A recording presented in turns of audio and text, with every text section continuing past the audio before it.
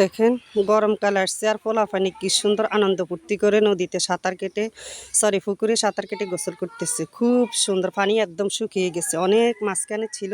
আর সাঁতার কাটতে কাটতে পোলাপানগুলো একদম কিনারে চলে আসছে। এখন সবাই আনন্দ করে গোসল করছে আর কথা বলছে। এরপরে আবার পানিতে নামবে। এই যে অনেক কাছের থেকে দেখাইতেছি, এই যে দেখেন সবাই সাঁতার কেটে উঠে আসছে।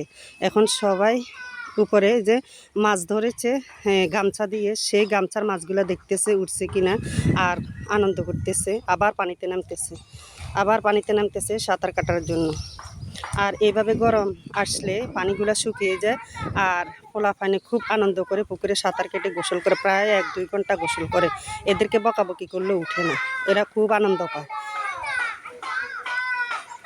যাক, আমি তাৎক্ষণিকভাবে একটু ভিডিও করলাম। আপনাদের যদি ভালো লাগে অবশ্যই একটা লাইক কমেন্ট শেয়ার করে দিবেন। ধন্যবাদ।